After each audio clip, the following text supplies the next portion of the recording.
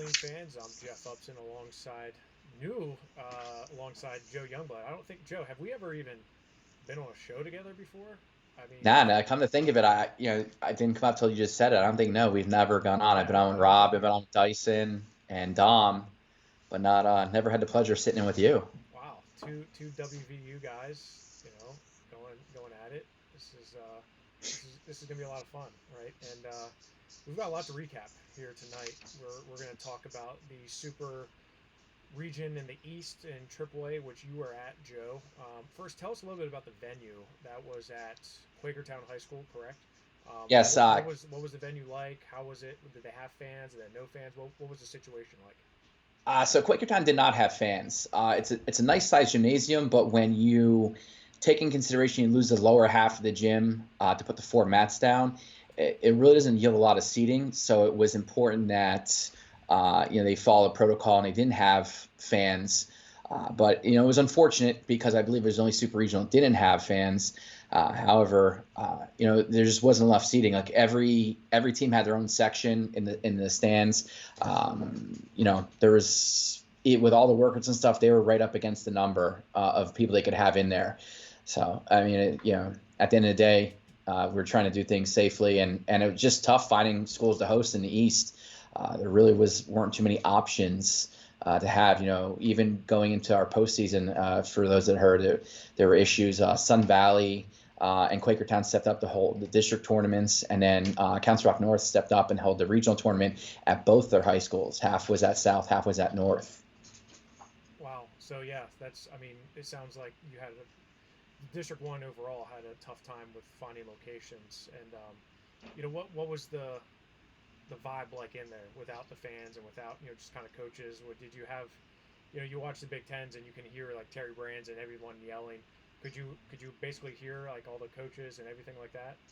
Oh yeah, crystal clear. It's such a different element. I was at the District South tournament, and it was almost eerie how quiet it was, and having everything being said by the coaches being out there for everyone to hear. So in that regard, it was definitely a very unique thing, and I'm looking forward to this weekend at Hershey and seeing what kind of fans are going to have there, and maybe bring back a little bit of sense of normalcy for us here at the state level.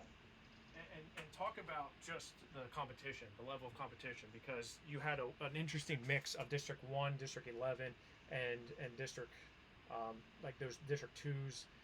What was the level of competition like? Because there was some interesting matchups, some matchups we probably wouldn't necessarily see in their the early rounds of the state tournament, and it seemed like there were some guys that at least surprised me. Did you feel like there was a lot of surprises there at Quakertown? Yeah, there was definitely some surprises. Don't forget that District 12 was there as well, so I don't want to slight the District 12 guys. Um, off the top of my head, I would think Matt Cruz from Easton had a great tournament. He gutted out a lot of matches to go from a Northeast third place to a Super Regional third place. Other guys that really stood out for me, uh, LaSalle senior Ryan Lockney, coming from being a fourth place guy in the Northeast and end up second place. Yeah, He knocked that was an off interesting one because not you know only the regional champ Jack. he Go ahead. transferred in. He transferred into LaSalle from, I believe it was Archbishop.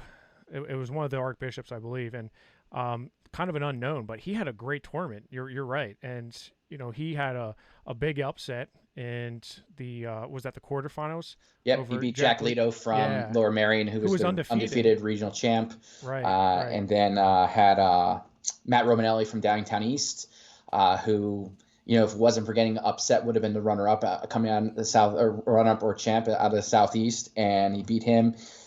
And then he wrestled admirably tough against Falcone in the finals, and I'll talk more about that when we get to 172. Uh, Well, I think Nate Shippey from let's go down Interboro to was definitely a 106. surprise out of the Southeast. He became Interboro's second ever medalist. One of his teammates joined him later in the day, so that was a big for Interboro program that's kind of on the rise in District One. They have like a nice group of kids, and hoping they can build upon that after what they've been put on the mats as of late. Well, let's start out at 106 pounds, and the champion there was Carson Wagner from Northampton. He's a guy who was a state medalist last year, came in undefeated. He had a tough match with his District 11 opponent, Josh Janowitz from Stroudsburg. Those two have wrestled multiple times this year. He beats him 11-6, but then he has a very tough match in the finals, and I got to watch that one on Flow.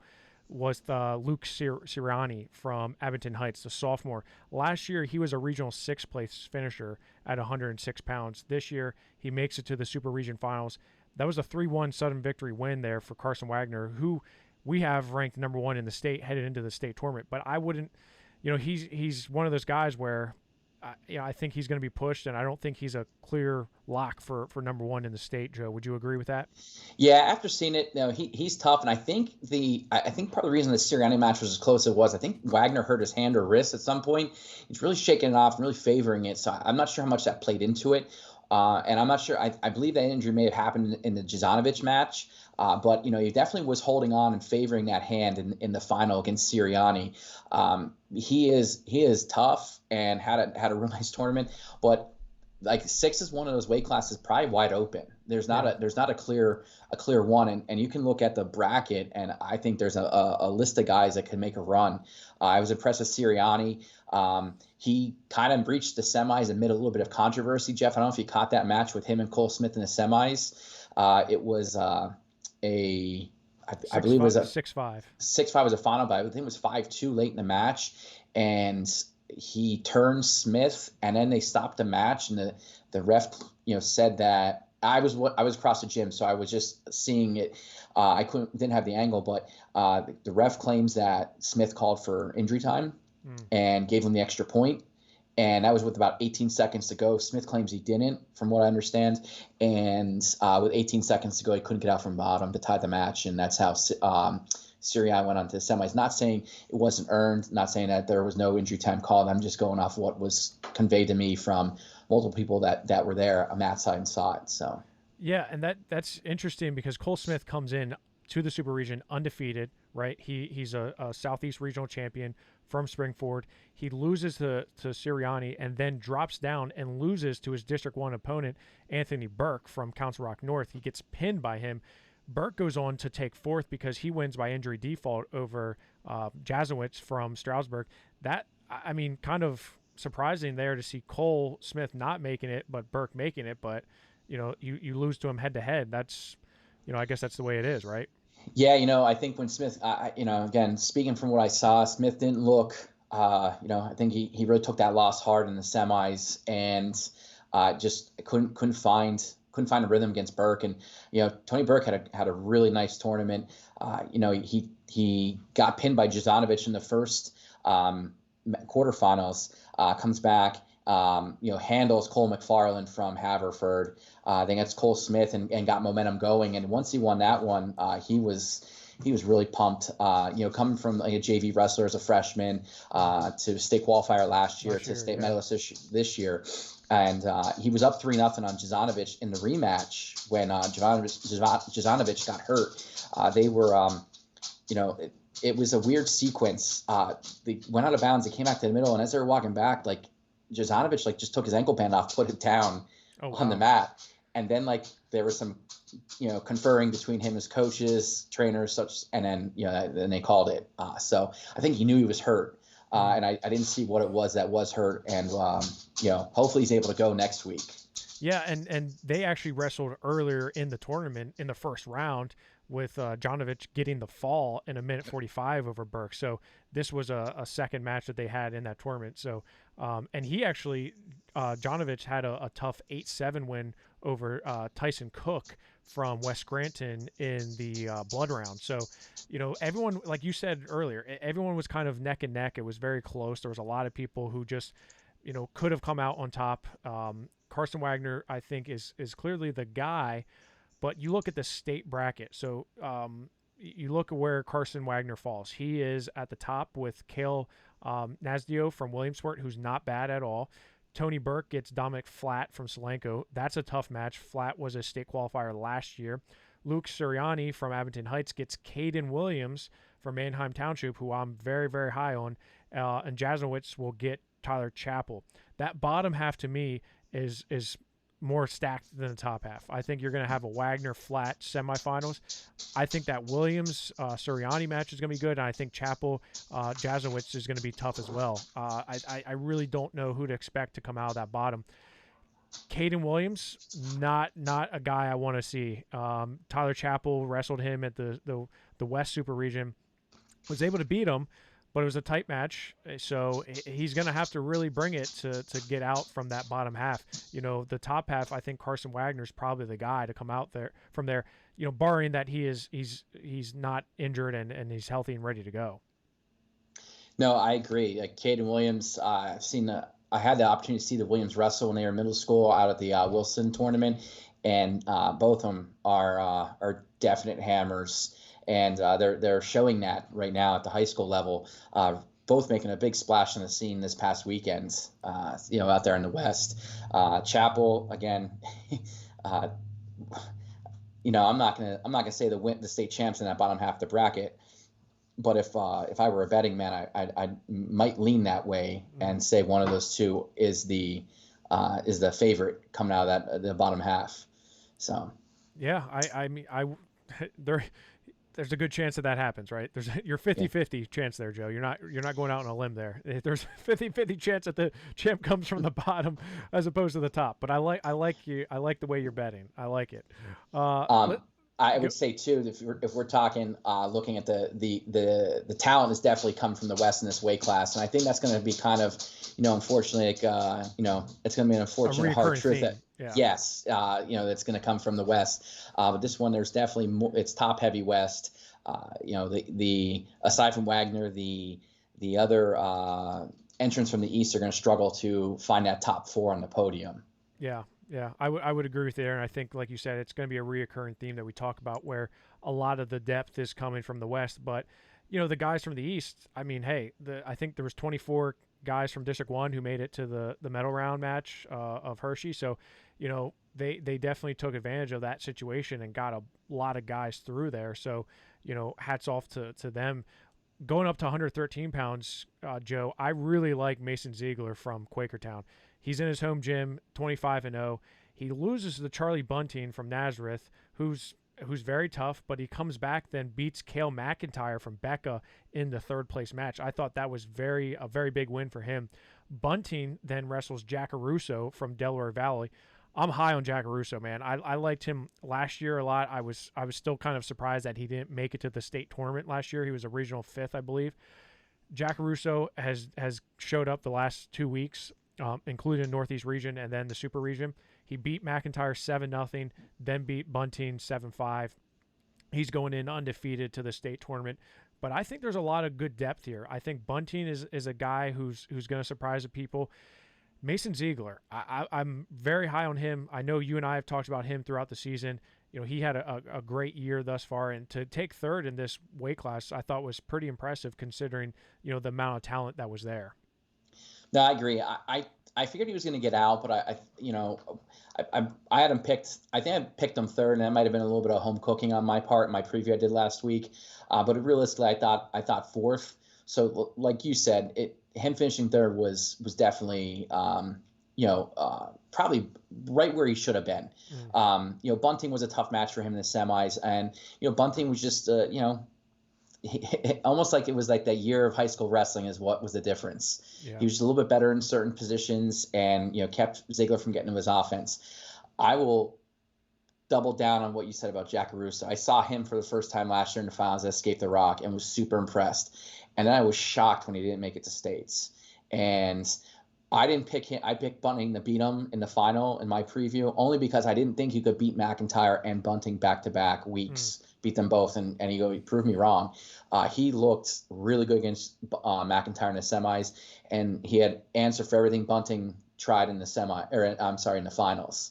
So he was he's every bit of the real deal.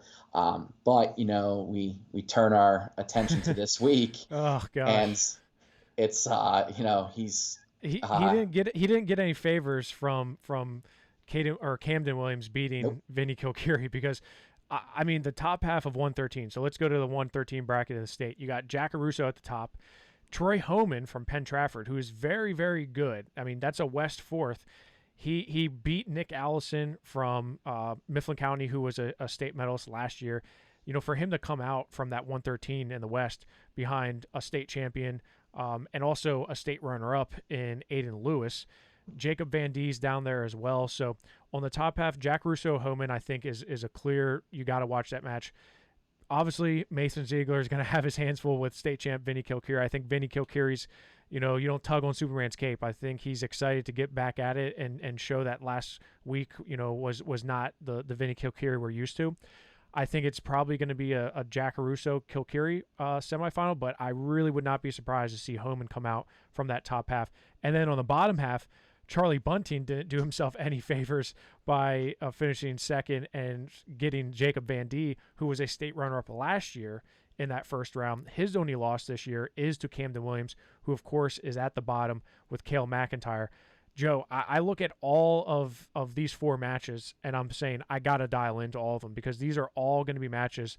You know, I think I know who's going to win. I think we have a good idea, but Camden Williams, man, he's must-watch wrestling. I really enjoy watching him wrestle. I really hope we get to see him and Kilkeary. Honestly, I can't wait to see him and McIntyre, but the winner of that getting Van Die or Bunting, it's just going to be a complete bloodbath, and I can't wait for it. So here's where I'm at with this weight class, and you know, I guess I picked against Jack Russo last week and saying that can he win those 2 matches again over those 2 guys, and so you know we fast forward a week, and Camden Williams now becomes that guy in question. Can he beat Jacob Van Die if he wrestles him again? Can he beat Kilkeary if he wrestles him again, like if he has the opportunity to? So this one is very intriguing to see, see if we get those matchups, those rematches. But you know, there's so many other variables can happen. I really think in the end, I think Kilkeary, you know, that loss to Camden Williams gives him that easier path to the finals. Again, not taking anything away from the other 3 guys. I just think that obviously, I mean, on paper it's the easier half. He's dealing with no state medals up on that half, you know. Right. So it is what it is. You know, he's got a freshman, a sophomore, and Troy Homan, who's a junior. Right. And yeah, so he's got the path to get there. It's just a matter of who's going to wrestle him. So again, flip a coin between Williams and Van Die if they wrestle again. Yeah, I agree there, and I think Williams and Vinny Kilkeary, should it happen again, is going to be a very telling match. I think Vinny had his hands on him, kind of feel his style a little bit and feel the way he was going to wrestle. I think the adjustments this week are going to be critical, and I think he's probably gearing up for a rematch with him, you know, getting into those positions because, you know, he got turned, I think twice. He got turned, and Vinny Kilkeary does not very much get turned, right? He's a Super 32 champion. He's not a guy he's normally a high horsepower guy. He likes to go. And Camden Williams was actually that guy who was go. So if you haven't seen that match, go back and watch that one. I agree with you, Joe.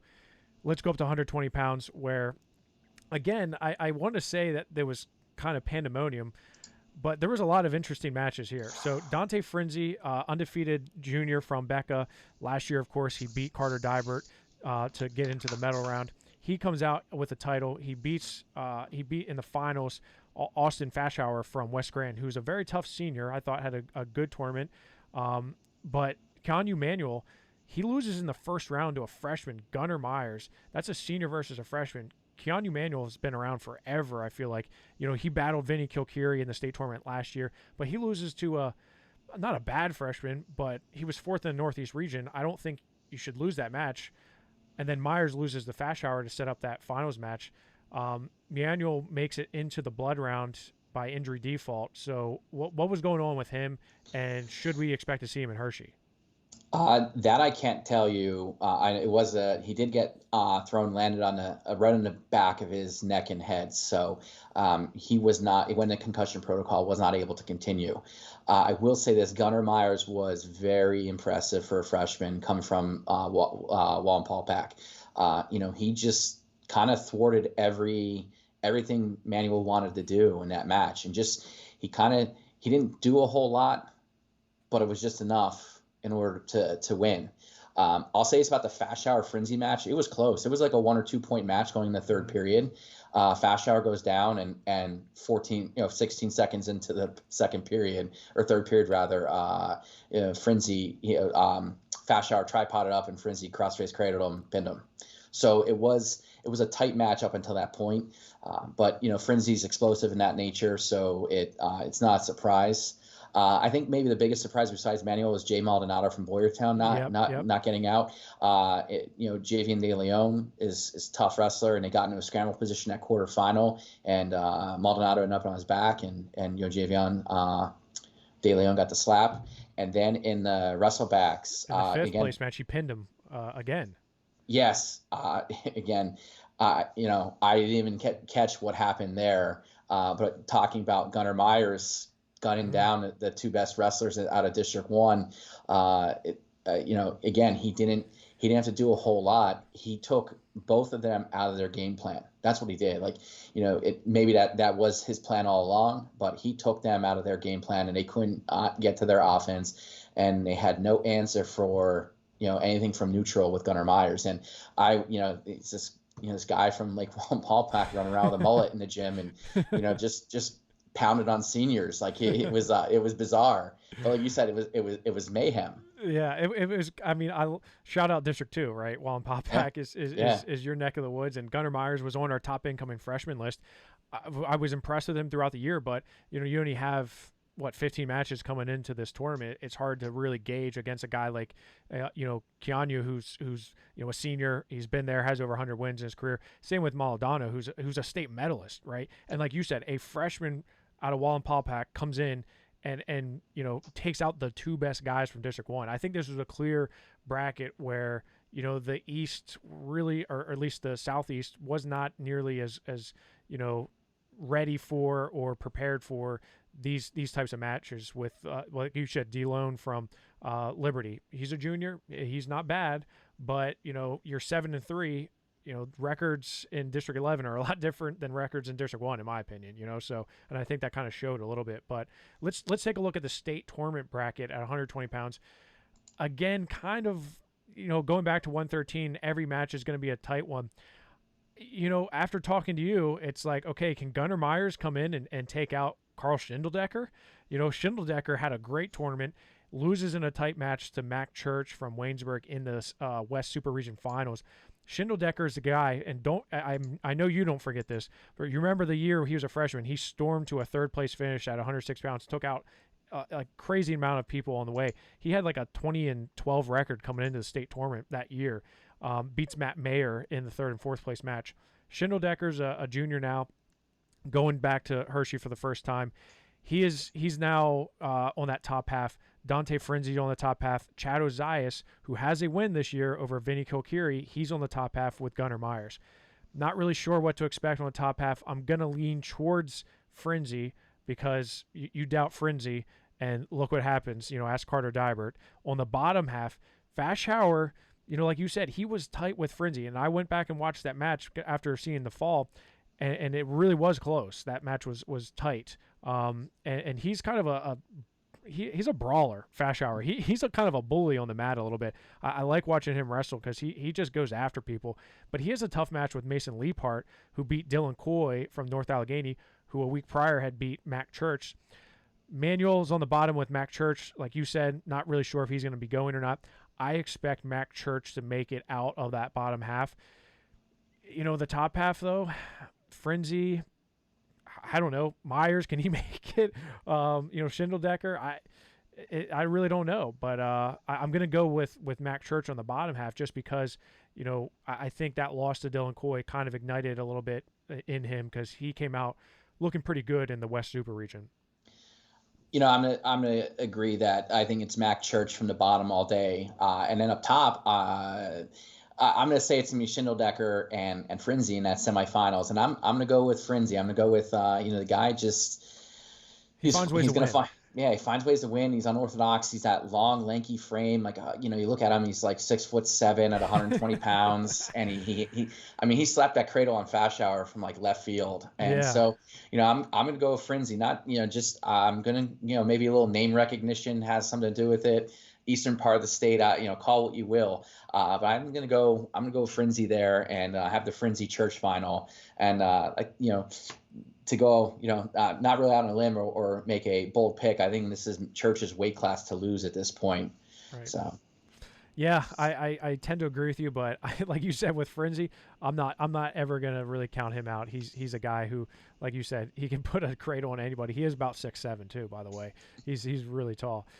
Speaking of Bethlehem Catholic, 126 pounds, Tyler Kasak is on a different level. My gosh, he is just destroying people. 9-0 coming into the tournament. It gets tech fall, a major, and a fall to win it. Beats Dom Fendora from Downingtown West. Was that, I didn't go back and watch that one, Joe. Was that a close match before the fall, or was Kasak kind of in control? It was close. It was about a takedown match, maybe 3-point match. If memory serves me correct, Fendora got in a shot, and as Kasak fought it off, and Fendora came up, Kasak about ripped his head off, put him in his back, and Fendora put up a good fight. And again, we're talking about a guy who's ranked 7th in the state, and when we talk, like you said, different levels, it was evident in that match. Yeah, and on the top half, Fendora, he gets a tech fall over Beck Hutchinson, beats up a freshman from Pottsville, Parrish McFarland, 10-1. On the bottom half, though, check out Patrick Snoke from Northampton. Now, this guy literally couldn't make the lineup for 3 years at Northampton. Not once did he make the lineup. He comes in as a senior, bides his time, right? He gets into the lineup. He is going to be a state medalist. I think his career record is 8-3 or something like that. Like, that to me is bonkers, but that just shows you the level of conditioning at Northampton to keep that kid in the program, keep him hungry, keep him active, and actually get him to produce results where you are now earning a state medal in the toughest state of Pennsylvania with a record that, is not that great. And I think that just shows you how well Coach Seth Lisa has his guys over at Northampton. But Snoke beats Nate Shippey from Interboro 6-5, loses the Kasak, comes down, pins Beck Hutchinson, and then pins Shippey again to take third place here. This one was all over the place. This was not a deep weight class whatsoever. Outside of Kasak and Vendora, it really was opened up here. Yeah, no, seeing Snoke win in that consolation semi match via pin, the emotion that he elicited, he got up, gave a big Ric Flair woo, jumped up and down into his coach's arms. Like that's where you miss the fans, because the Northampton faithful would have rewarded him with a standing ovation. So you miss that. But knowing that background, it was really cool to see, because there's a guy who just, like you said, waited his turn and waited and it paid off for him. He's a state medalist as a senior with only 1 year starting under his belt. And it's pretty evident that this weight class, like you said, wasn't deep. Shout out to Nate Shippey from Interboro. Like I said, school's second state medalist ever. So he was excited about that. One guy who I think is going to be a rising star in the state of Pennsylvania is Parrish McFarland. I was really impressed with him. He was in a tight match with Shippey when he got pinned, but he came out and he won some matches. Beating Zach Borzio from Quakertown. Quakertown, yeah. Yes, and then turn around, lost Fendora, and then in that drop down match he lost to Shippey. But I think he's got a lot of upside. Pottsville, I know, had some tough freshmen come in. They did lose one, Nick Kunstek, to Blair. But I think the staff there has a future guy that's gonna get back to Hershey. You just gotta earn it a little bit more. Yeah. So Snoke, I apologize. He was 1-0 last year. So he's 13-4 heading into the medal round of state tournament in his career as a senior, man. I can't imagine that feeling of just like, I actually made it. I did it. Like, I mean, it's just incredible. Those are the stories I love to hear and to talk about. But let's take a look over at the state bracket. Rematch from last year's state tournament, right out of the gate. Tyler Kasak, Matt Repos. These guys are just completely on different levels in terms of where they're at in the season, because Repos had a kind of a I wouldn't say he fell apart, but he didn't have a great super region. Kasak on a different trajectory. He had a great off season. They were 4th and 5th in the state last year at 106 pounds. It was Kilkeary, Van D, and then Church beat Kasak, or Matt Repos in the 3rd and 4th place match. Kasak took 5th there. Patrick Snoke was with Luke Simcox from Central Mountain. I don't know if you got to watch him or not, Joe. Luke Simcox is a real deal, and he is a freshman from Central Mountain. He came out and just absolutely tore through the bracket and was very close to tying it up with Carter Dybert, nearly getting reversal to tie the match, but does lose to Carter Dybert. So that top half, I like Kasak coming out against Repos. Like I said, Repos just did not look not as sharp as I thought he would in the super region. I think Simcox is going to be coming out there from the Snoke match. So Kasak, Simcox. I think Ethan Bergnick, returning state champion, is going to beat Dom Findora, and then Carter Dybert's going to set up a rematch between 2 state champions from the District 7. I really think we're going to see a Kasak Dybert finals, and I think that could be one worth the price of admission, because these two are just going to, they're both wrestling on different levels. Dybert has really stepped up his game at 126 pounds this year as a senior, heading to Arizona State. You got to like his chances of coming back and getting his 2nd state title. Yeah, shout out Matt Levy and Franklin Regional, another West Virginia guy. Kate, like you said, I did not get to see Simcox wrestle from last week. Kasak, I believe, is going to be in that final. This semifinal in the bottom half is going to be bananas between Bergning and Dybert. But my betting money is going to go Carter Dybert's way, and I'm not ready to make a pick yet on the Kasak Dybert match. I want to get into that one a little bit more, watch a little bit more film of both of them before I make a decision on that one. That one's going to be, razor sharp. I know. It's only Monday. I got a few days before I go out and make that pick. All right, I'll let you slide for a couple of days here, and then I want to hear it from you. Let's go up to 132 pounds in the super region out of the East. Nathan Lucier from Coatesville. Oh my gosh. I mean, that match with Matt Mayer was wild for a number of reasons. Number one, Matt Mayer goes up on him big. I don't know what the score was, but it was pretty high. Then he has this cut above his eye, and it looks like someone stabbed him above the eye. They wrap him up about 10 times, continues to stop the match. Clearly, it's affecting him. Lucier comes back to tie the match 11-11, take an overtime and get the takedown to win it. That was just a back-and-forth match. These are 2 guys that are state medalists. Nathan Lucier, state medalist last year. Matt Mayer, 2-time state 4th-place finisher in his first 2 years, was only a state qualifier last year. He's going to Duke next year. Lucier's going to Binghamton, 2 guys that we're very high on. I was very excited to see that match. Outside of that, though, these 2 are on a different tier. The rest kind of just, not quite there. Kelly Kakos from Perkiomen Valley, he takes 3rd. Pins a tough Dom Wheatley from Nazareth, who's a sophomore, kind of another guy who didn't get his chance to wrestle until this year. But I think the story here is Nathan Lucier and Matt Mayer and the show that they put on, Joe. Yeah, I know it says on Flow Arena that it was in sudden victory, but the reality was Lucier took him down and put him on his back at the ends and won it in regulation 13-11. It was 9-3 with a minute and 42 left in the match. Mayer's high crotch was unreal all day. He was taking everybody down, and that's what he did early in the match. He took Lucier down right in the low Lake Turk and got 2-2, went up 4-0, and really kind of set the tone there. I got to interview Lucier after that match, and he just said, my coach just kept telling me, hey, you're in this match, you're fine, you can score points, and he believed he could. And even when he's down 9-3 and they're taking more blood time, and I can't remember if Mayer got the cut opened up in the Cleveland match or the Caicos match, but that was a reopen cut, and they had him all taped up, and he took a lot of injury time blood time early on with that. And I think Mayer kind of took his foot off the gas a little bit. And, as Lucier will tell you, he smelled blood in the water at that point, and he just went at him even harder. And, you look, there's a stall warning.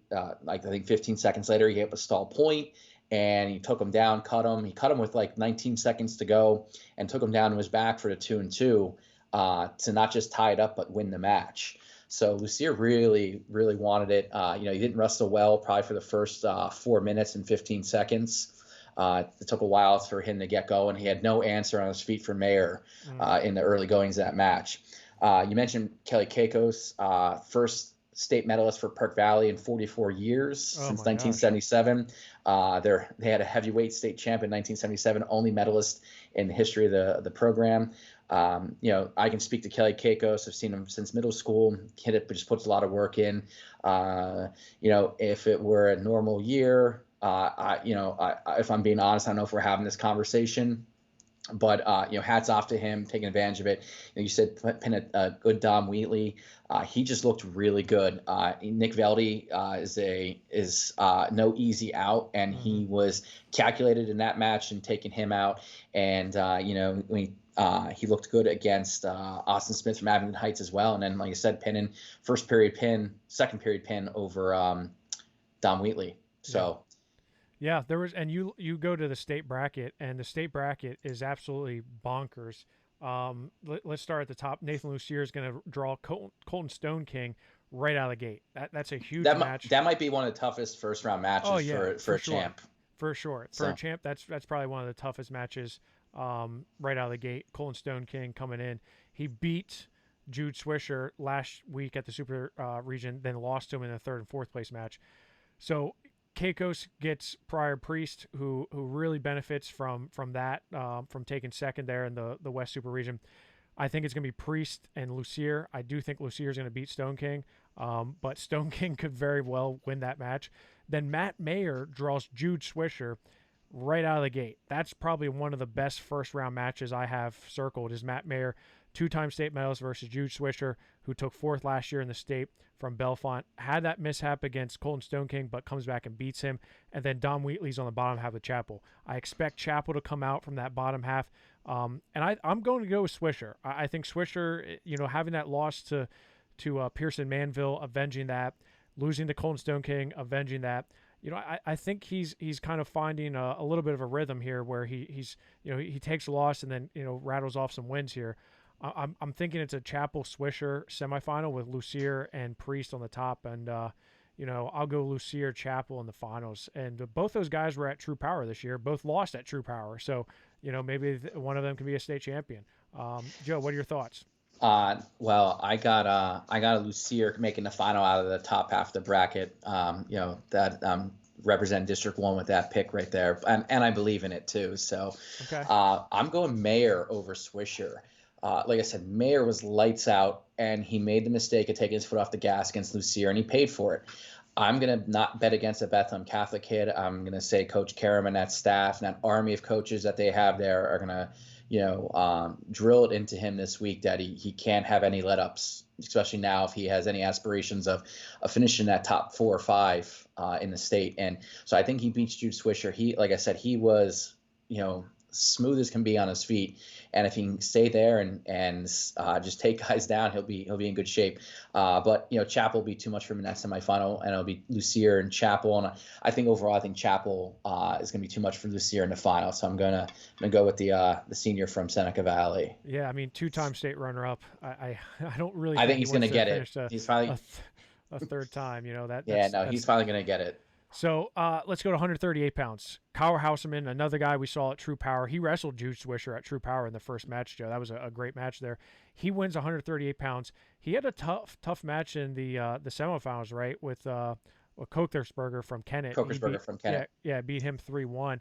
But then took care of business against Andrew Harmon from Becca. He beats him 6-0 in the finals. Harmon second. Chance Babb from Boyertown, who was a state qualifier last year.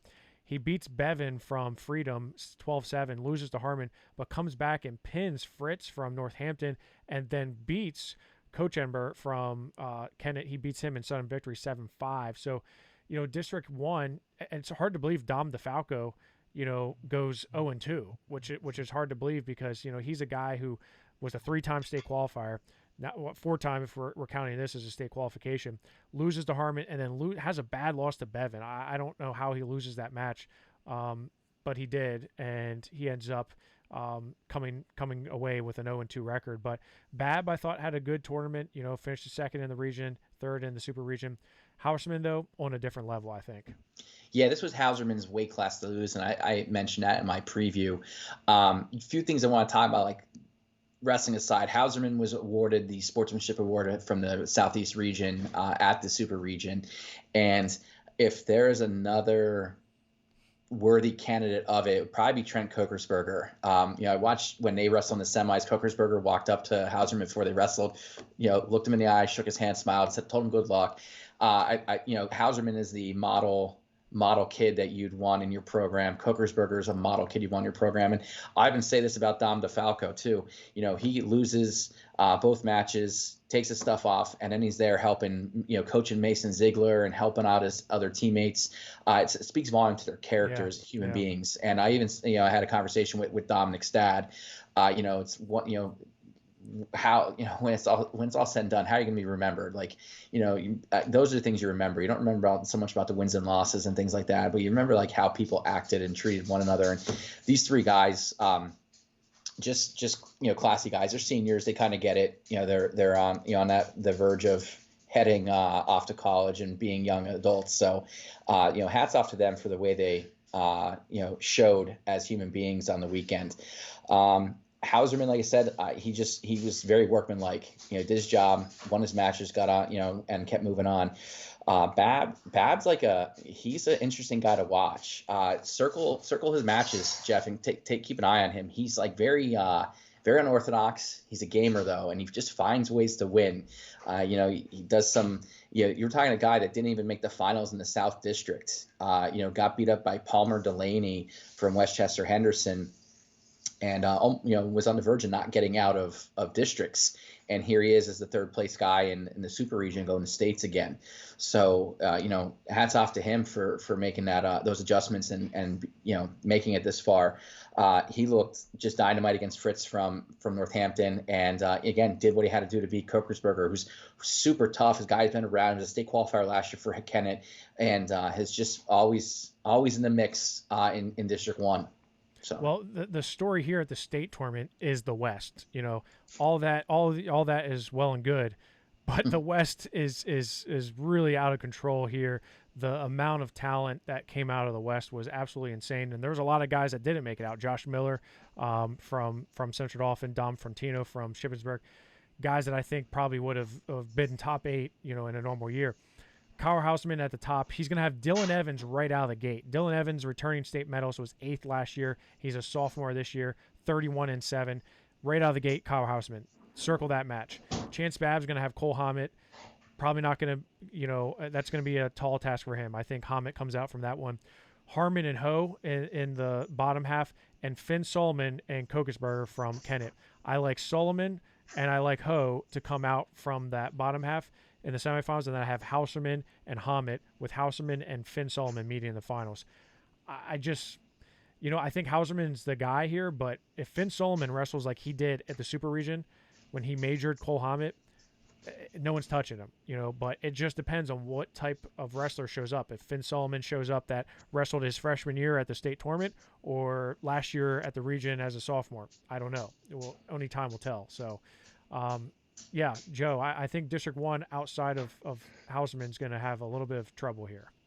Yeah, the rubber meets the road here, and I think, like you said, Houserman coming out of the East region or Super region at that is heads and shoulders the guy. I believe he makes the state final here, but Finn Solomon, like you said, Finn Solomon from 2 weeks ago at the Southwest region, Kyle Houserman's going to win 5 out of 5 times. Right. Finn Solomon from last week, I don't know, that drastically changes things, drastically changes the pick. This one's a tough one for me to pick. If I'm filling out the rest of my semifinals, I think Homit wins, and that Homit Hauser match can be a great one as well. And I think Ho beats Harmon. Again, I don't like to bet against the bets on Catholic guys, but I think the senior over the sophomore is a safe bet. And going back to that Solomon Hauserman, I'm going to go Hauserman just based on the fact that the familiarity with him. Yeah, sure. As as an athlete. So, Yeah, but that Finn Solomon is tough as they come. Is a guy I really like watching. Yeah, no, they're both super tough guys. Two guys that we saw at True Power. Hammett had a win at True Power. Houseman had that loss to Swisher. But 38 is going to be an absolute war in the top 8. Let's go to 145 pounds, Joe, and you look at Sam Mcmonagle from Westchester Henderson. He was second in the region to Connor Eck. They meet again. In the finals of the East Super Region. Mcmonagle is able to get the win this time 3-2. McMonagle's a state medalist from last year. He's going to Brown next year. Eck, is he going anywhere? Do you know, Joe, from Ben Salem? Not off the top of my head. I don't think it's been announced yet. That's a senior somebody's going to want to sign.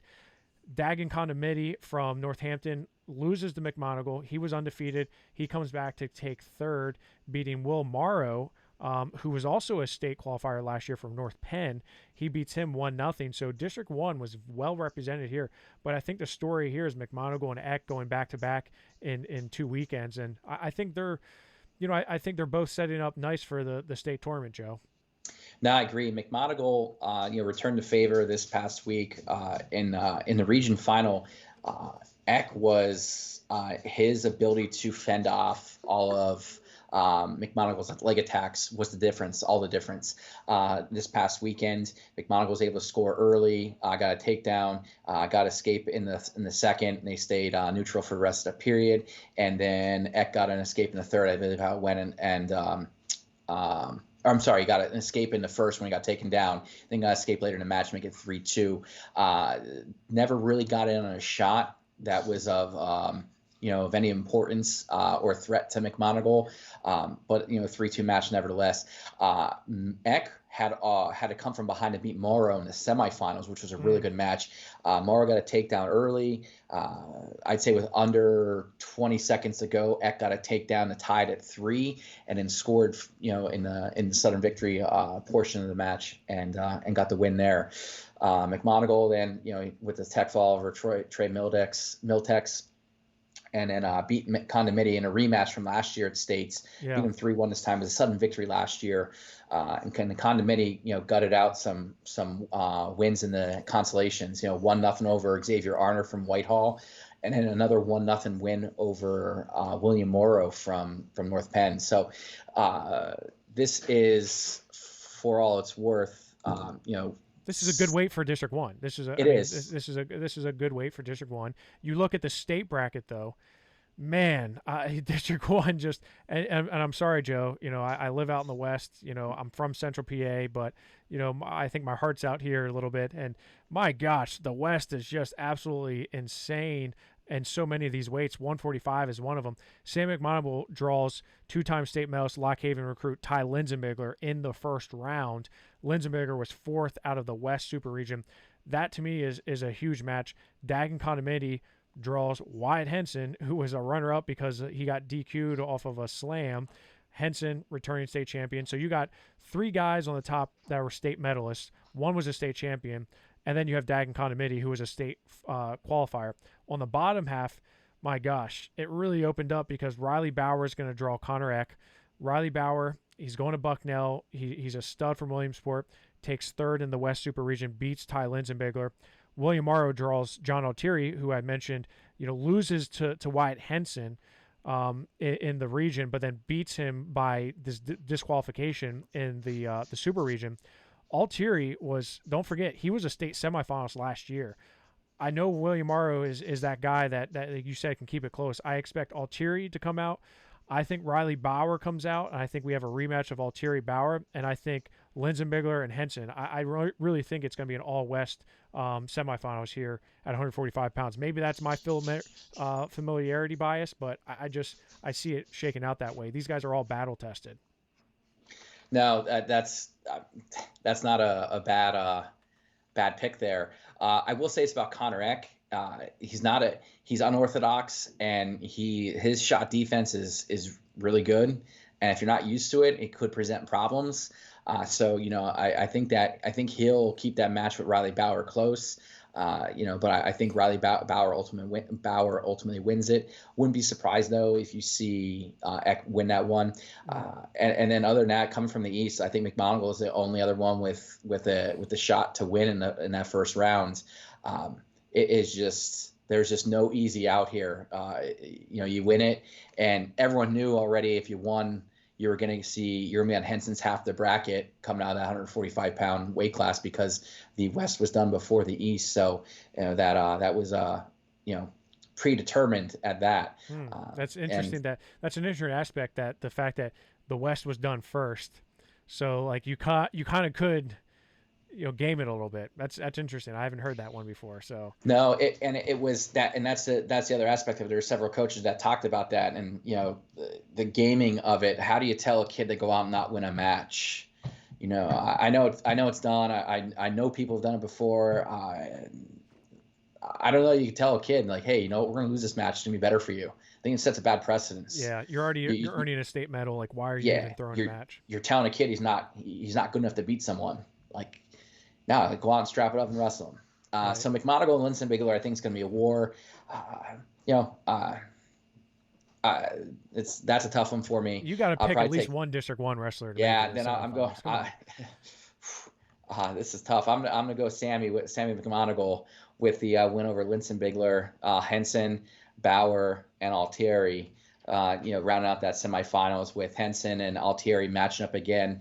And I'm going to go with Henson winning it, repeating as champ. But I'll ask this, Jeff, like how hurt is Altieri? Is he going to be able to go? I understand he was taken out on a stretcher. Yeah, I think it was precautionary. I think he's good to go. I've heard from some of the folks around Norwin, and I think he's okay and he's going to be good to go. But, it kind of like what you said with some of the slams that you saw in the East, I think a lot of it's precautionary, right? Making sure that these kids are safe, especially when we're talking about the neck and spine area. So good chance that we see an all WPIAL final here at 145 pounds.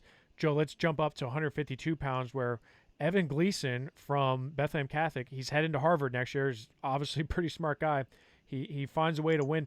That first match that he had, though, he had Zach Needles. That was a 3-2 win for him in the first round. Needles ends up not even making it, and Gleason ends up making the finals and winning, beating Zach Martin. Both these guys were state medalists last year. Zach Martin from the Chamonix was 6th in the state last year, and Evan Gleason was 5th in the state last year. Gleason beats him in the finals 6-2. On the bottom half, or in the consolation round, Chase Barlow from Strathaven, who was 3rd in the Southeast region, he comes out and wins the 3rd place match. He had a tough match with Caden Waiters from Emmaus. He beat him, or Cordell Waiters from Emmaus. He beat him 1-0. DiAugustino from Interboro, another guy who had a tough match over a District 11 guy, beating Noah Okamoto from Nazareth 3-2 to get into the blood round, get into the 3rd and 4th place match. I thought overall District 1 wrestled very, very tough here, getting 3 guys out of 4, through here. I have to say I'm very impressed with District 1 here, Joe. Yeah, this was one of the weight classes when the brackets fell that, this was one that, aside from 138, where I was pretty, I was somewhat confident. I was confident here that District 1 could go 4 for 4 in the semis. And I didn't pick it, but it was one of those ones that was in the back of my mind. I go, hey, this was one where they could all go because of how it fell. Barlow's as tough as they come. He's now a 3-time state qualifier for Strathaven. And DiAugustino is making his first, he's now a state qualifier and state medalist. He becomes Interboro's 3rd state medalist. He did it later in the day after his teammate Nate Shippey did. But Gleason, he earned it. He went through the gauntlet of District 1 in order to make it happen. And his toughest match with Needles, took him to the end, took him down towards the end to make it 3-2, tried to turn him, couldn't do it. You mentioned Cordell Waiters. Shout out to Cordell Waiters. He loses 7-6 to DiAugustino, then hits a Granby, reverses Needles as time expires to win 2-1 in that first round consolations, and then drops a heartbreaking 1-0 loss to Chase Barlow. Yeah. So he lost 3 matches by a combined 3 points. So he was right on the verge of going to states. So it was unfortunate. And then D'Agostino has had the better of Barlow a little bit, always wrestles him well, but Barlow returned the favor in that third place match. So Let's switch gears to the state tournament, Joe, and it's going to get ugly. So as good as District 1 was good there, the buck stops here, Joe, unfortunately. pretty much. So let's start at the top. Evan Gleason from Becca is going to have Jared Kessler. That's a number 4 versus number 5 in the state. Both these guys were state medalists last year. I think that's going to be an absolute war. Barlow's going to get Rocco Welsh. Congratulations. Yeah, that's your prize. You get Rocco Welsh. And Zach Martin's going to draw Panero Johnson. D'Agostino is going to draw none other than 2-time state champion Alejandro Herrera Rondon. I'm sorry, but I can't see anyone from the District 1, maybe not even the East. I'll go with Gleason against Welsh in the semifinals. Panero Johnson versus AHR with an AHR Rocco Welsh state finals match. But yeah, I wouldn't be surprised to see an all West, with 3 Whippio guys coming out here in the semifinals because they are just that good. With a clear conscience, I'm going for 4 at the West. Okay. I have no reservations about that. That's the second Becca guy you've bet against, just to let you know. I know. I will call Jeff Karam. I will get Jeff Karam on the phone right now and tell him to take you out. Are you bringing him on as a special guest? You're going to backdoor me like they did like the Jordan Ben Burroughs? Askren and Jordan Burroughs? Yeah. I won't do that to you, but that would be really cool. I've seen Kessler wrestle up close and personal enough. I'm not going against him. The kid just has a motor and he can score in so many ways. Welsh, Welsh, you don't need to say much more than that. And no disrespect intended. Panero Johnson, Zach Martin's good and he's returning state medalist, but Panero Johnson I think is gonna win that match. And AHR I think is on that mission to get that 3rd state title. Yeah, so. Unfortunately, for the District 1 guys, you're right. But hey, you're nothing. That's why they wrestle the matches, because us talking about it doesn't mean anything. It's them wrestling the matches that really matters. Let's go to 160 pounds, where Jagger Condomidi from Northampton. I feel like Jagger's been around forever. I just feel, we've been talking about him for years. He was a state runner-up last year, heading out to Nebraska. He's a senior from Northampton. He wins the title over Jack McGill, beats him up 9-3. He had a decent match with Collegesi from Council Rock South. He beat him 6-3. Bo Horvath from Downtown East, he beat 9-3. So he runs the gauntlet of District 1 wrestlers. Collegesi does come back to take 3rd. He beats Landon Muth from Becca, who takes 4th. I think outside of the top 4, there wasn't a lot of depth whatsoever. But, McGill and Condomidi on one level, and I would say Collegesi and Muth on a different level. McGill is a guy who's a returning state medalist. Jagger Condomidi has been number 1 in the state for the entire year. McGill has been number 3 in the state basically all year behind Cole Spencer and Jagger Condomidi. So 7th in the state last year. He's going to earn his 2nd medal. But man, Condomidi was tough. Yeah. So you said beat up McGill, and I'm gonna disagree with that. It was a 4-3 match with about 8 seconds left, and 8 seconds left, and it was a 4-3 match. Yeah, I put him right to his reverse him right to his back. McGill was trying to turn him, didn't work out. Condomidi was opportunistic in that situation, put him to his back. So it was a 4-3 match until very, very, very late in it. Okay, that changes things. It was a very good match. Afterwards, there were some words between a Northampton assistant and McGill that cost Northampton a team point. So I don't know if that's going to be like any kind of bulletin board material moving forward through this week. But I was, it was a great match. Like I said, Condomidi, you got to tip your cap to the guy. He just finds ways to win. Collegesi, no one in the gym thought that match was going to be even close. But I've said it numerous times. Like Collegesi just has a way of making you not look your best, and he's so good on top.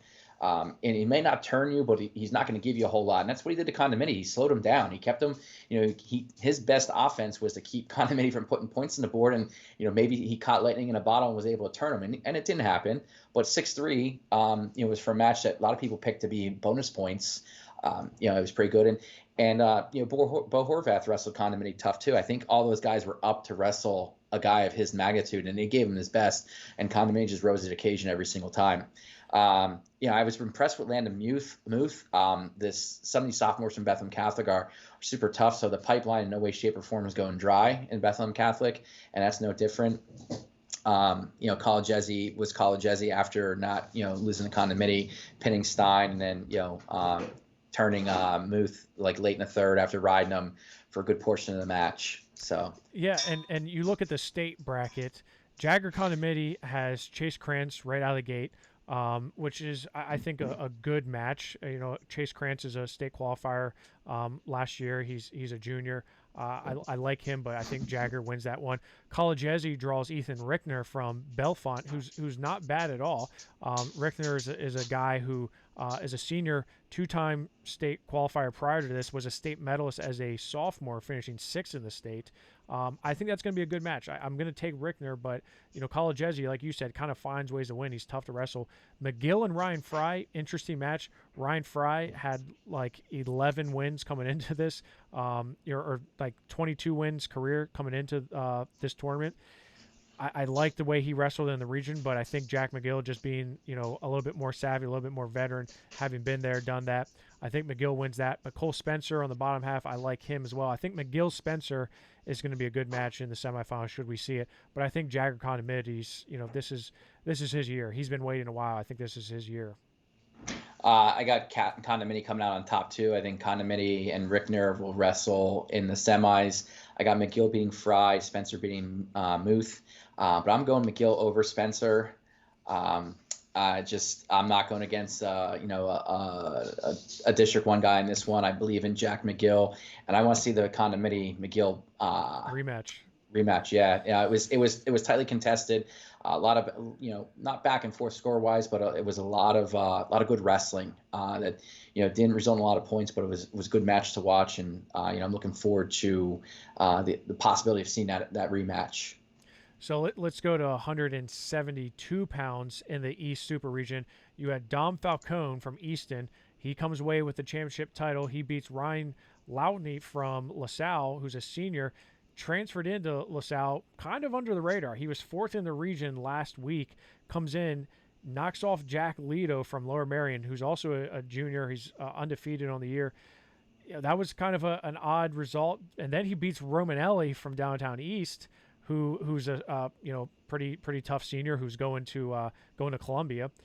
He beats him to finish in second. Sonny Sasso, he loses to Romanelli 8-4, so I thought that was a good win. But then Sasso returns the favor, beats Romanelli 7-1 to finish third.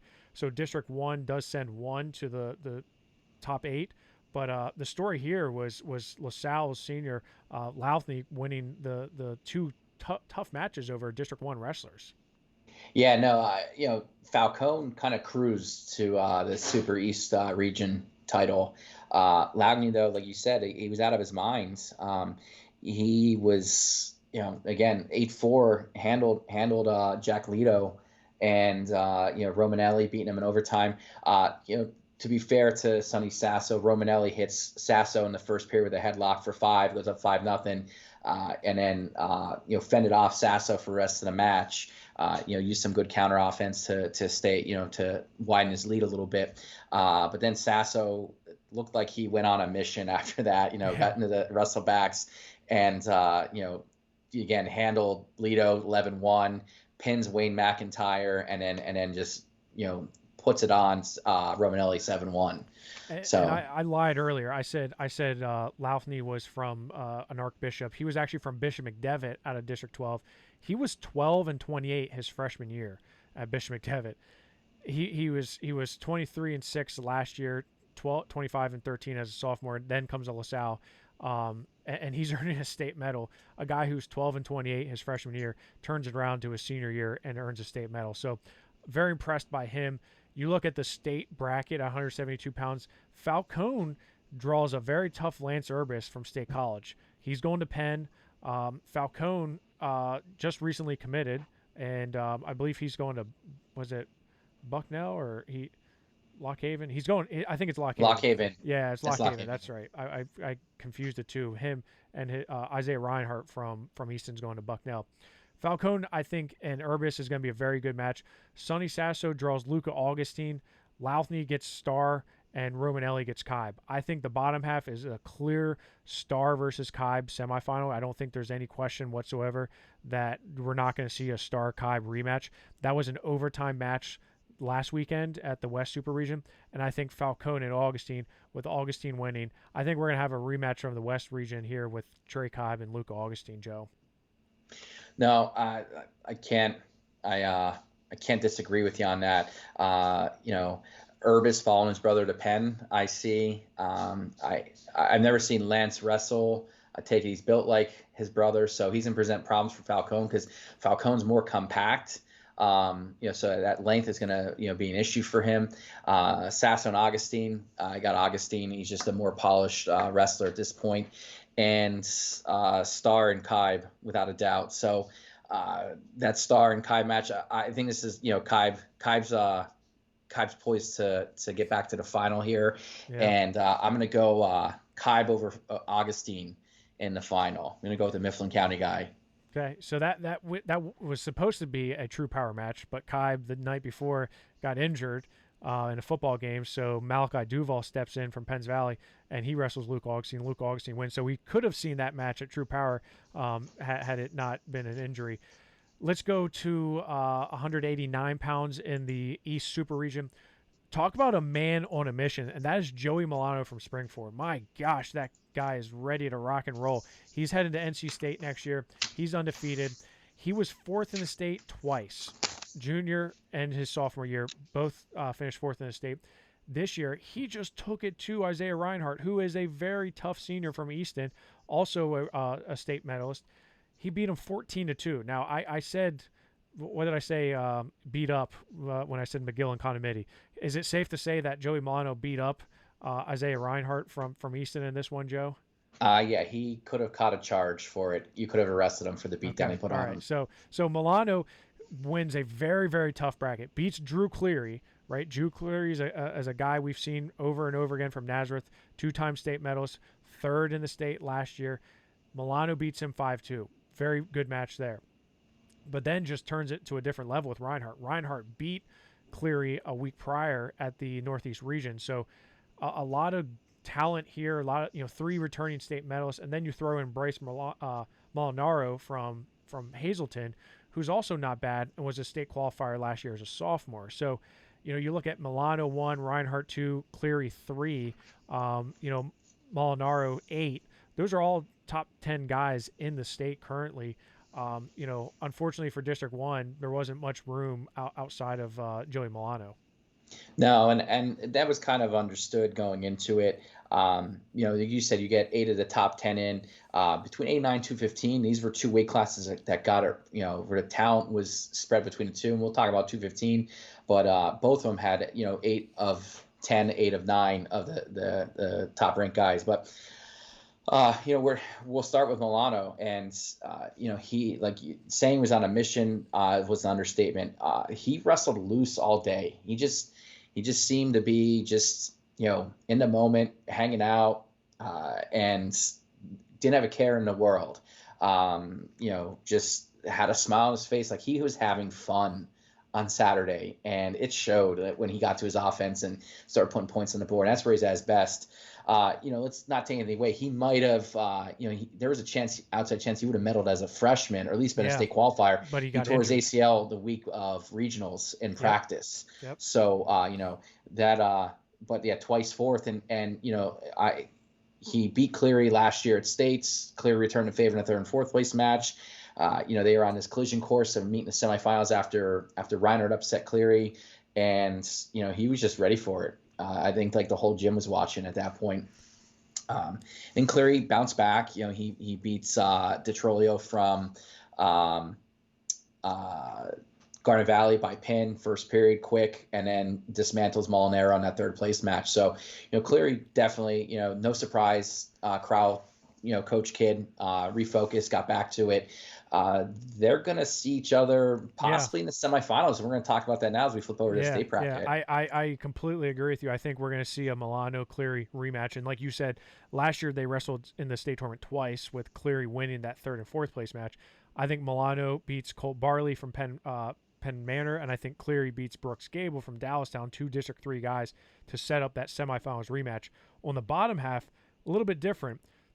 I'm not really sure who to take here coming out from the bottom, to be honest, because I do think that Reinhardt is the guy, but Justin Hart's a 3-time state qualifier. He's making his 4th trip, finally earns his state medal. Of course, you remember his brother Jake Hart was a state champion for Hampton several years ago. Maldonado and Rossman should be a good match. I really don't know who to pick, though. I think Reinhardt is the easy pick, but I'm really not confident to say that he gets by Hart and then gets by Rossman should Rossman win. So I'm not really sure who's going to come out, but I do believe whoever comes out from the top, which is likely to be Milano, I can't see anyone stopping Milano, Joe. No, this is the state championship will be that Cleary Milano match in the semis. The winner of that's going to win this bracket, in my opinion. Reinhardt and Hart, that's a tough one. Like, I look at these records of guys coming from the West, and they did a phenomenal job in the West getting like maximum amount of matches. And, they really did right by the kids as best they could. And you see, 22-2, 26-5. Some of the guys have 37, 38 matches. Like it's like a regular year for these records. Then you see 15-0, 10-2, 11-2. Nazareth wrestled one dual meet all year. One dual meet, that's it. One dual meet. They wrestled Northampton, and it wasn't because that's all they chose to wrestle. That's just how it fell down. Seth Lisa was telling me a story. It was bizarre between the COVID breaks and different teams being quarantined. That's the only match they wrestled was Nazareth Northampton. It seemed like it was destined to happen. And here it is. Like all these matches that Drew Cleary have are all postseason matches. They're so all like postseason match, yeah. Yeah, like what would we have seen from some of these Nazareth guys if they had a full season? And so, but I think it's Milano's weight class to lose it. He beats Cleary in that semifinal, and he's going to beat whoever's in front of him in the final. And it could be as bad as it was in the Super East regional final. Yeah. Well, let's go up to 215 pounds, Joe, in the East Super Region. And another familiar name, that's Ryan Catco, younger brother of Hunter Catco, state champion from Sun Valley.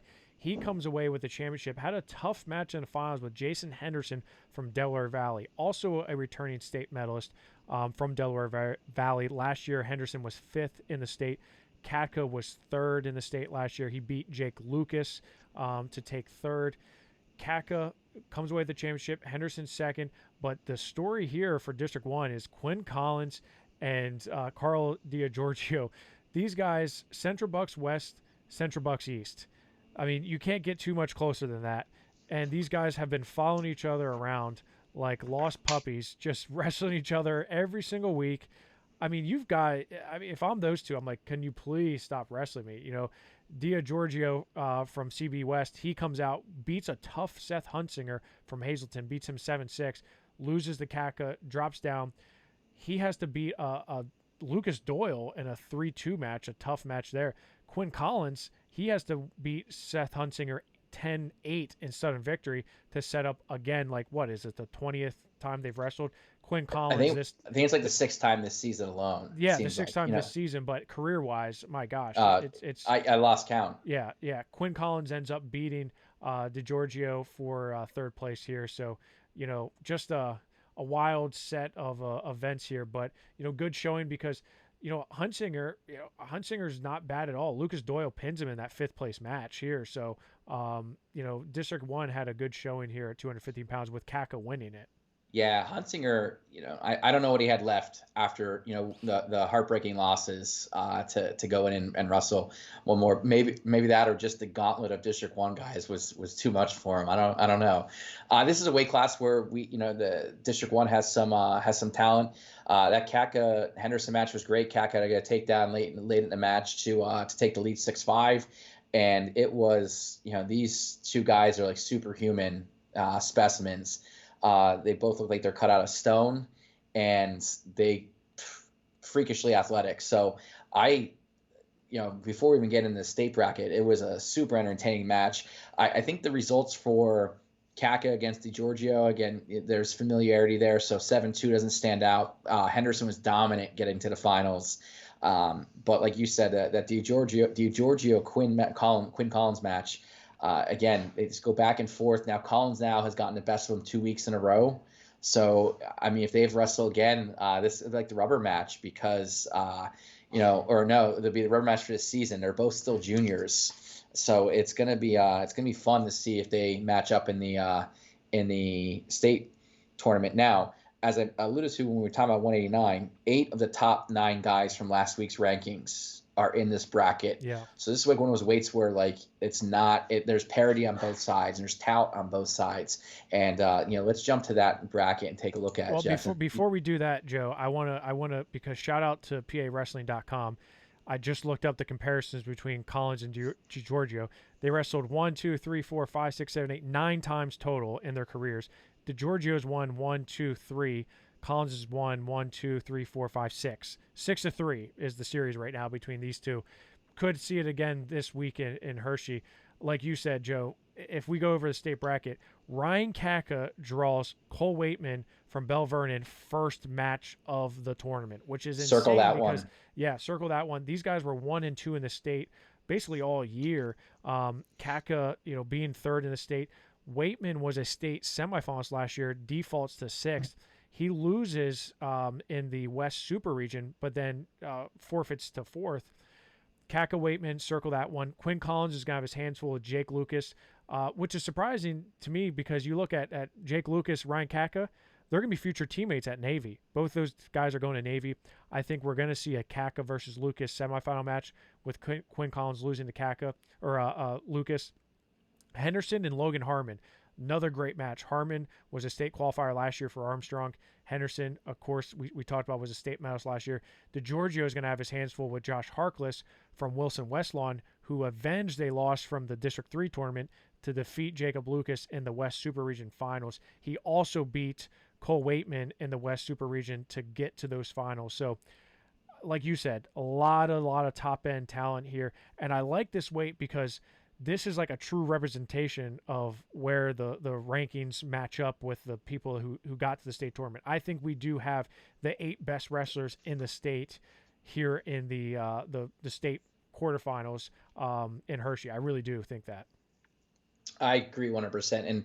And here's where, the Collins and the DiGiorgios of the world are in that top 8, but there's definite talent levels but there's like a big pocket of guys with Catco, Waitman, Henderson, Harkless, and then Harmon's in the mix there, and then you have Lucas. I forgot Lucas. I don't know how I can forget Lucas.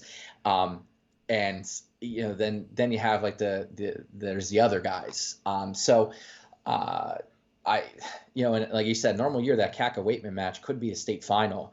And then what does Kaka get or the winner gets? They get most likely Jacob Lucas. I think the winner of this weight class comes out of the top, but who it's going to be, it could be one of 3 guys. It could be Lucas, could be Waitman, could be Kaka. This is where I'm going to go Sun Valley. I'm going to go Kaka to beat Waitman, Kaka to be his former teammate or future teammate again. I got Henderson over Harmon and Harkless over DiGiorgio. I'm looking forward if that Harkless-Henderson match happens because I was super impressed with Henderson over the weekend. Yeah. Delaware Valley always finds ways to have like a 189 or 215 pounder that always tough. It is always tough, and it's like it's synonymous with that weight class.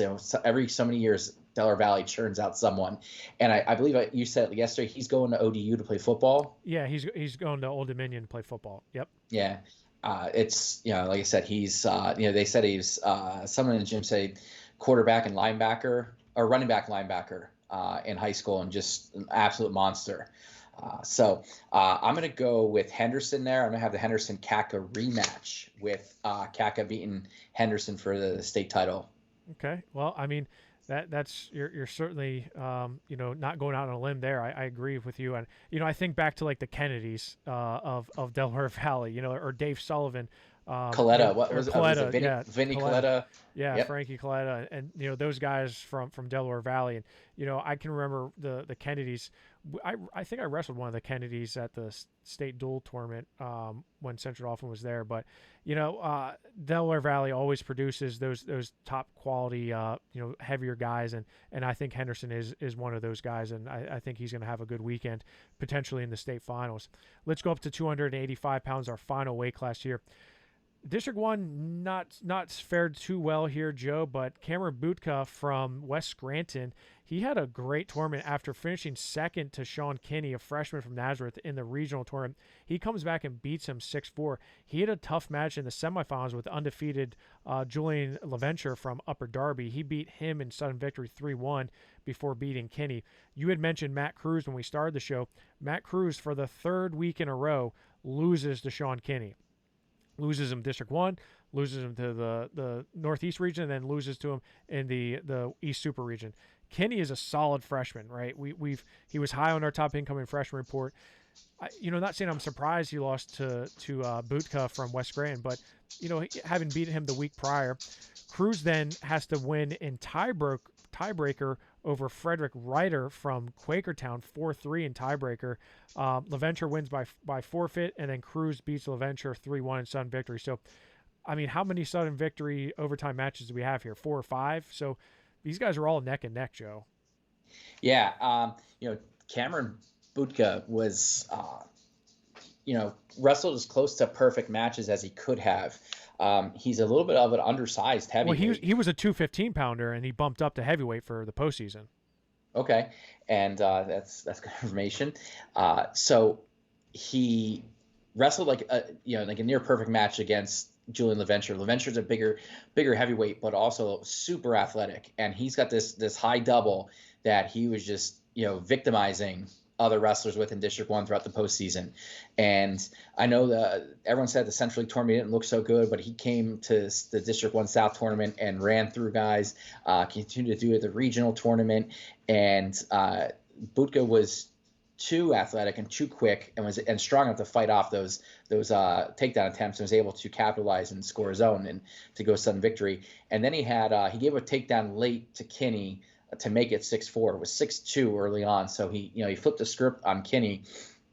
And again, Kinney's a bigger guy, athletic, and for a ninth grader to move the way he does at that size, super impressive. I mentioned some rising stars in the state of Pennsylvania. Kinney is every bit the real deal as he was made out to be, and his credentials are made him what he is. Let's take a look at the state tournament bracket here, Joe, and it's Butka. I'm getting blown up on social media by Sean from District 2. Shout out Sean. Thank Sean you. McMahon? Yeah. He's all over it. I think he said 4 times how to pronounce it.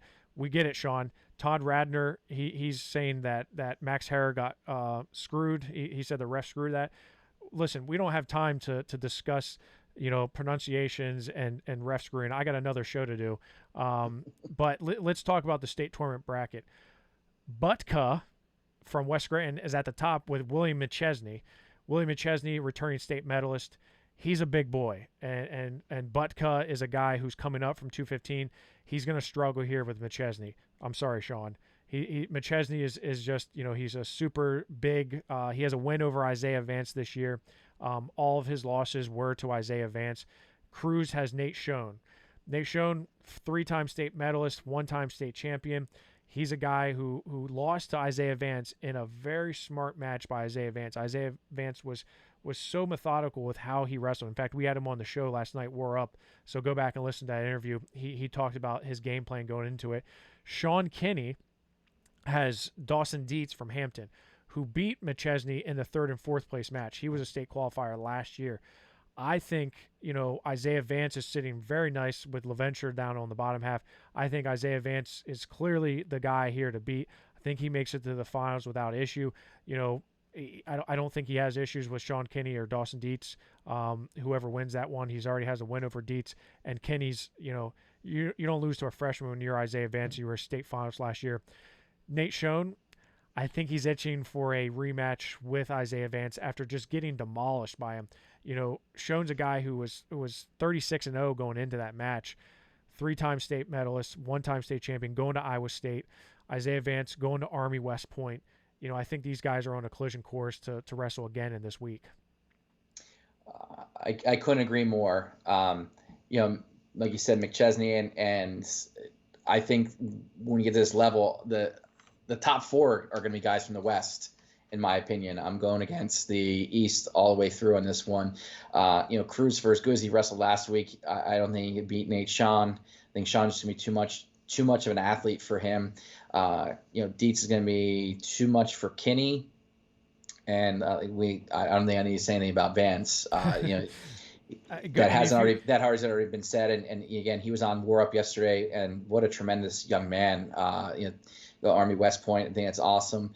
And the game plan to beat Nate Sean. I mean, Vance a bigger guy, and the way he went out and wrestled him, executed to a T. Now, with that said, I like guys in the rematch. And I like it for all the marbles. I'm going to go with Sean. I like that, he's going to, break down what Vance did. And, Vance going to have to, again, if he's going to win again, he's going to have to kind of reinvent himself again to get the win over Sean. But I'm going Sean. Okay. So you like him in the rematch here. I do. And if you haven't gone back and watched that, I implore you all to go back and watch that match between Vance and Sean. It was, Nate comes out like a ball of fire, like he normally does. I mean, he just comes out looking to score quickly. He puts people away very quickly. And he was unable to do that against Vance, who just used – Vance is a big guy. He's the biggest guy in the weight, but, man, can he move. He's got great hips. He can move for a big guy. I think he is going to be just fine going forward in college. And let's not forget, he was a state finalist last year to Hunter Catco from Sun Valley, who we saw wrestle in the ACC tournament just a couple of weeks ago now. ACC finals, right? So that's no skin off Vance's back losing to him in the state finals. Schoen has a win over Hunter Catco. Hey, I think this is going to be a Schoen and Vance rematch, and I don't know. I didn't see a whole lot from Schoen to say that I think he's going to be able to figure out Vance. He's not going to grow 30 pounds in a week, and Vance just has that weight advantage. If he's going to win, he's got to stop going underneath him. Work upper body a little bit. Get a throw by, get a shrug, get something going where you're getting his weight going forward and getting him off step, because you go underneath him, you're like just getting pancaked and you're just smashed down. So. I can't wait to see if we do see that rematch, Joe. Agreed. Joe, all right, Jeff, I know. Anything else? I got another show to do. No, okay. I know you're on the clock, and you're a working man and new father. Congrats again. Thank you. On the. I heard my baby crying a little bit ago. So I hope I need, instead of JV world champ, I need like a dad world champ, man, because I'm missing Hershey. Because I'm a super dad. I'm staying home to help, and it's gonna be my first time missing Hershey in quite a while, and it's sad, but hey, family calls, and I'm happy and blessed. So I appreciate it, Joe. And no problem, man. Thanks for having me on tonight. Look forward to it. And we'll talk. We'll talk soon. We'll talk very soon. It's always good when two Mountaineers can get together. Always a pleasure. I'm going to jump on with a guy from Pitt here in a couple seconds, so that's not going to be a lot of fun. So no, never is. I appreciate it, Joe, and we'll talk to you very soon. Okay. Again, take care. See ya. Bye.